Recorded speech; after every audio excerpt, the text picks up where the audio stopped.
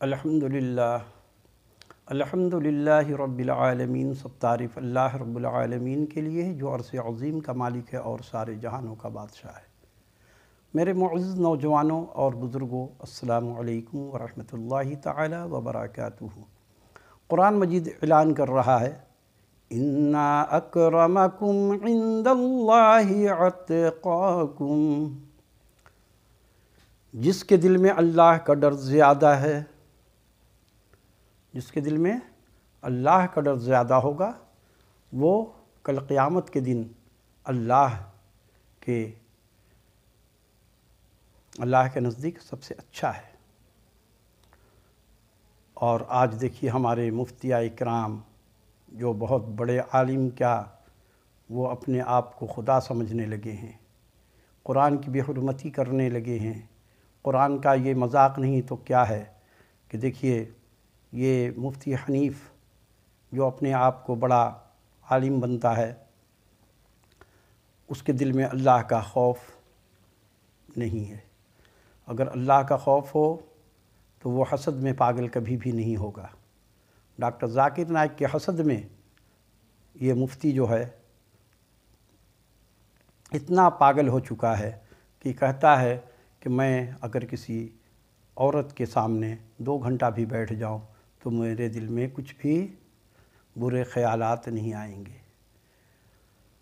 دراصل برے خیال کی جو بات ڈاکٹر ذاکر نائک صاحب نے کی ہے، وہ انسان کو سمجھانے کے لیے کی ہے کہ کوئی بھی انسان کسی کے ساتھ اس طریقے سے نہ بیٹھے، ورنہ شیطان انسان کا دشمن ہے اور انسان بہک جاتا ہے۔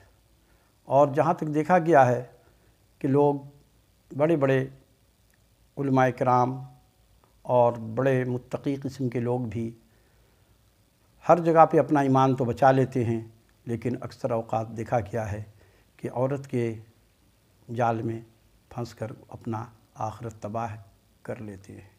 یہ ایسے بہت سارے واقعات ہوئے ہیں۔ اس میں کوئی فخر کی بات نہیں ہے کہ میں ایسا نہیں ہوں ویسا نہیں ہوں۔ تو یہ مفتی جو ہے، یہ دیکھیے کیا مذاق بنایا ہے، جبکہ اللہ رب العالمین نے قرآن مجید میں عورت کے ساتھ بے تکلف ہونا اور عورت کا مرد سے پردہ کرنا، مرد کو عورت سے پردہ کرنا، صرف عورت کا پردہ نہیں ہے، مرد کو بھی کہا گیا ہے کہ عورت سے پردہ کرے۔ اگر کوئی عورت آپ کے سامنے آ جائے تو آپ اپنی نظر کو نیچے کر لیجئے، گویا پردہ آپ نے کر لیا۔ یا آپ کے پاس کوئی جگہ ہے، جیسے ہمارے گھر میں کوئی خواتین آ جاتی ہیں اور وہ پردہ نہیں کرتی کسی اور مرد سے، تو ہمارا کام ہے کہ میں کسی کمرے میں جا کر کے تنہا بیٹھ جاؤں۔ اب وہ دھکے مار کے تو آئے گی نہیں ہمارے قریب، تو یہ مرد کو بھی پردہ کرنا ہے۔ اور جہاں پر عورت پردہ کرتی ہے اور مرد وہاں پر داخل ہو جائے، جیسے ہاسپٹل ہے اور اسکول ہیں یا پھر کوئی بھی ادارہ ہے جہاں مرد کا آنا جانا ہوتا رہتا ہے، تو جو عورت پردہ کرنا چاہتی ہے تو وہ پھر اپنا رخ کو پھیر لیتی ہے یا اٹھ کر کے وہاں سے کسی محفوظ جگہ پر چلی جاتی ہے۔ تو عورت اور مرد کا پردہ اللہ نے فرض کیا ہے۔ تو اللہ کے فرض کرنے کا مطلب یہ نہیں ہے کہ ہر انسان کو اللہ نے غلط ہی سمجھا ہے۔ اللہ کو پتہ ہے کہ متقی لوگ بھی ہیں دنیا میں، لیکن اللہ رب العالمین کسی ایک فرد کے لیے قانون نہیں بناتا۔ جب قانون بنتا ہے تو سب کے لیے اللہ رب العالمین قانون بنا کے انسان کو سمجھانے کے لیے قرآن میں آیت نازل فرمائی ہے۔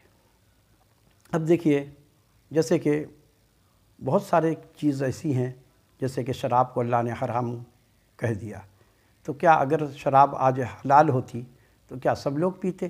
بہت سے لوگ نہیں پیتے، کیونکہ وہ کہتے ہیں کہ بھائی اس کو پینے کے بعد غشی طاری ہو جاتی ہے، انسان 2-4 گھنٹے کے لیے مفلوج ہو جاتا ہے، معذور ہو جاتا ہے، کسی کام کا نہیں رہتا، تو میں اپنا وقت کیوں ضائع کروں، 4 گھنٹے تک بے ہوش پڑا رہوں گا، تو نہیں پیتے وہ۔ جیسے آج چائے حلال ہے، بہت سے لوگ نہیں پیتے ہیں کہ بھائی اس کو پینے کا یہ نقصان ہے وغیرہ وغیرہ، وہ اپنے حساب سے سوچ لیتے ہیں اور پینے والے پی رہے ہیں۔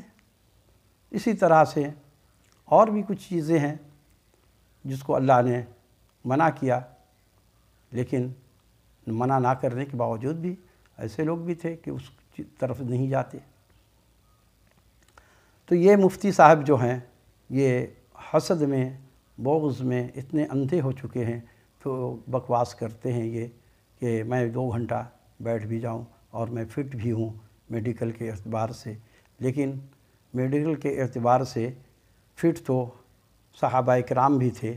حضرت عمر کے دور میں جتنے بھی لوگ تھے وہ لوگ آپ سے زیادہ طاقت رکھتے تھے، اس زمانے کے لوگوں میں زیادہ طاقت تھی، لیکن اس کے باوجود جب حضرت عمر رضی اللہ عنہ نے اپنا قانون، اسلام کا قانون، قرآن کا قانون نافذ کیا تو ان کے خوف سے زنا ختم ہو گیا۔ آج دیکھیے بربریت ہو رہی ہے، ہمارے یہاں عورت پہ پابندی کی بات یہ علماء کرتے ہیں، یہ بالکل سراسر غلط ہے۔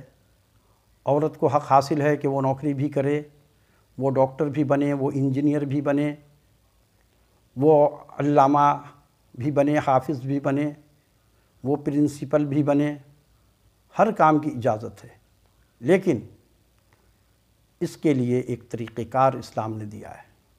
ہاسپٹل ہوگا تو وہاں چوکیدار سے لے کر کے جتنے بھی اسٹاف ہوں گے، ڈاکٹر، نرس، سرجن وغیرہ وغیرہ، سارے اسٹاف جو ہیں خواتین ہوگی، اور وہاں صرف خواتین کے علاوہ کوئی بھی نہیں داخل ہوگا، چاہے پرائم منسٹر کیوں نہ ہو، اس کو بھی اندر جانے کی اجازت نہیں ہوگی، یہ اسلام ہے۔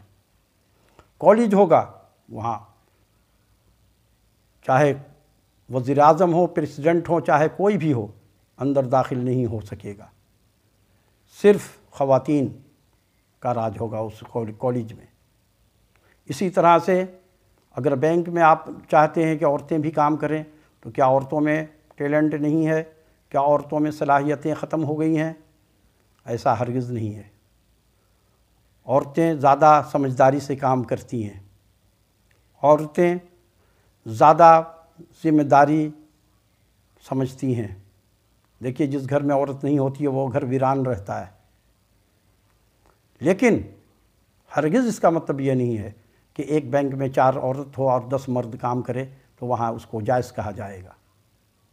تو جب ہمارا معاشرہ اسلامی ہوگا تو یہاں عورتوں کو حقوق دیا جائے گا، اور اسی طرح سے دیا جائے گا کہ جس جگہ پہ عورتیں کام کریں گی وہاں پہ کوئی مرد کا داخلہ ممنوع ہوگا۔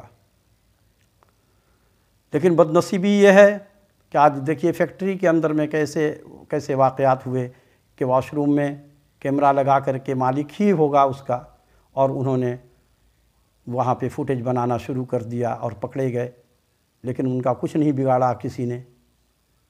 تو ایسے کئی واقعات ہوئے ہیں جہاں پہ کیمرہ لگا کر کے عورتوں کے ساتھ ظلم کیا گیا ہے، اور یہ علماء کرام صرف ذاکر نائک کو لے کر کے بحث میں پڑے ہوئے ہیں۔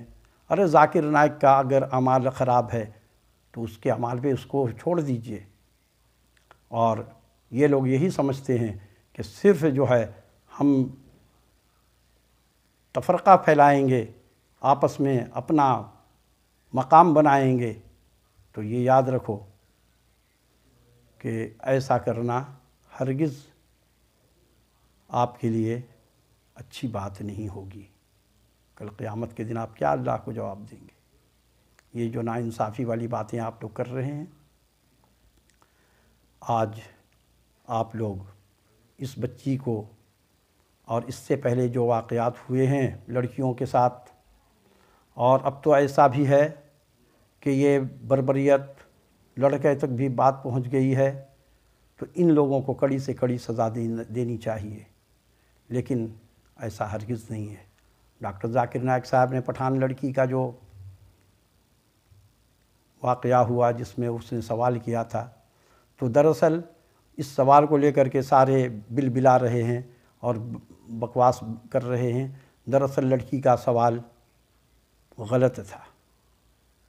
اس لڑکی نے کیا کہا کہ ہمارا معاشرہ اسلامی معاشرہ ہے، اور ہمارا معاشرہ بہت ہی عبادت گزار معاشرہ ہے، لوگ تہجد گزار بھی ہیں، لوگ باجماعت نماز بھی پڑھتے ہیں، تو اس پر ڈاکٹر ذاکر صاحب نے کہا کہ جب آپ کا معاشرہ اتنا متقی ہے تو آپ اس کا مطلب اس پہ الزام لگا رہے ہیں، کیونکہ کوئی متقی انسان ہرگز ایسا بدفعلی نہیں کرے گا۔ یا تو آپ یہ کہہ دیں کہ ہمارے معاشرے میں، ٹھیک ہے، اس کا جواب وہ اور طریقے سے بھی دے سکتے تھے گول مول کر کے، لیکن کھرا آدمی کبھی گول مول بات نہیں کرتا، منہ دیکھی بات نہیں کرتا ہے، اور انصاف پسند انسان اور مسلمان کسی سے نہیں ڈرتا ہے تو صرف ایک اللہ سے۔ اور یہ علماء کرام چپلوسی کی باتیں کرتے ہیں۔ یہ ڈاکٹر جلالی اور